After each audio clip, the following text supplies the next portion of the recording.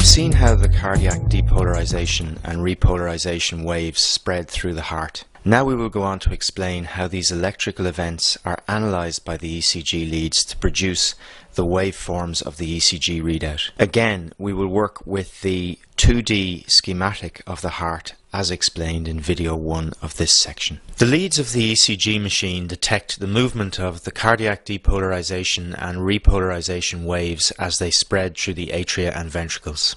Leads capable of detecting electrical signal are placed on the patient's body, and the different lead positions record the flow of current through the heart from different perspectives. In this way, the ECG recording can give us information about disease processes affecting different anatomical regions of the organ.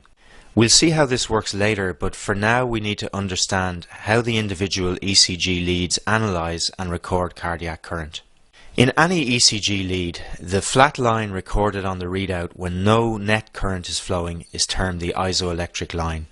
It is very important to realize that all of the ECG leads on the ECG machine are set up in such a way that depolarizing current moving towards a lead produces a deflection on the ECG paper above the isoelectric line, a positive deflection, while depolarizing current moving away from the lead produces a deflection below the isoelectric line, a negative deflection. In contrast, repolarizing current has the opposite polarity to depolarizing current. Therefore, repolarizing current moving towards a lead produces a negative deflection on the paper, while repolarizing current moving away from the lead produces a positive deflection.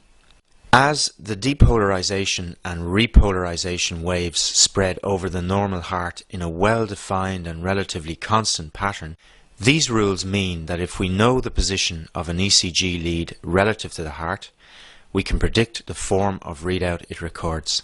We'll come back to the nomenclature and position of all 12 leads later, but for now let's see how this works in two of the 6 so-called chest leads, V1 and V6.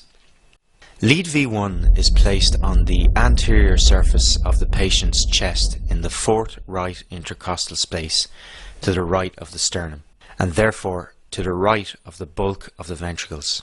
In contrast, lead V6 is placed on the patient's chest in the 5th intercostal space, mid-axillary line, and looks at the heart from the left of the ventricles.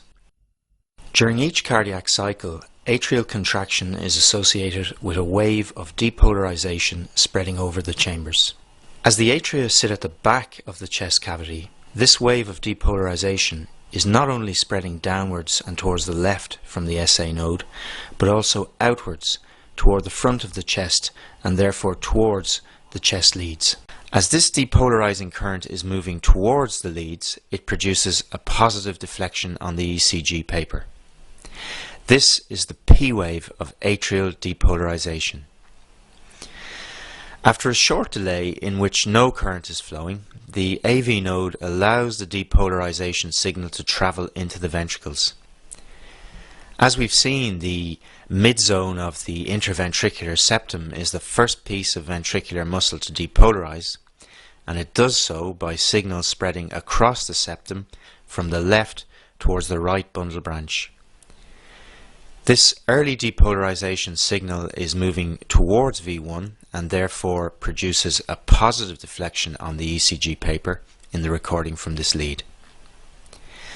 However, this septal current is moving away from lead V6, producing an initial negative deflection in this lead. As the septum continues to depolarize, the depolarization wave spreads out over the muscle mass of the ventricles. To understand what happens next in the recordings, it is important to realize that the magnitude of the electrical signal generated by depolarizing muscle is directly proportional to the mass of muscle generating it. What this means is that the more muscle present, the more electrical signal generated, and the more signal the ECG machine detects. The left ventricle has a much greater muscle mass than the right, and so dominates the electrical signal of ventricular depolarization in all leads. Therefore, as the wave of electrical activity reaches the main muscle mass of the ventricles, the left ventricular signal overwhelms all other signals, and as it is moving away from V1, the deflection produced on the ECG recording from this lead becomes negative. In contrast, however, this signal is moving towards lead V6, producing a strong positive deflection. The flow of depolarizing current around the ventricles is recorded as the QRS complex, and as we've just seen, the morphology of the QRS complex differs predictably in the ECG leads depending on their position relative to the heart. We'll come back to the precise nomenclature of the QRS complex later. When ventricular depolarization is complete, there is a brief period when no current is flowing and the recording returns to the isoelectric line. This period ends with the onset of ventricular repolarization. Remember, repolarizing current has the opposite polarity to the depolarization wave, and therefore when it is moving towards a lead, it produces a negative deflection on the ECG paper and a positive deflection when moving away from a lead. We've already seen that repolarization spreads through the ventricles in the opposite direction to the depolarization wave, beginning in the epicardium and spreading from the epicardial to the endocardial surface of the ventricles. The deflection produced on an ECG by ventricular repolarization is again dominated by the signal from the left ventricle. As this repolarizing current is moving towards V1, the deflection produced is negative in this lead. In contrast, this repolarizing signal is moving away from lead V6, producing a positive deflection. The deflection produced by ventricular repolarization is termed a T wave. Note that the T wave has a very different morphology to the QRS complex. Cardiac repolarization spreads relatively slowly through the muscle mass outside the conducting system. Hence, the T wave is considerably longer in duration and therefore broader on the ECG paper compared to the QRS complex.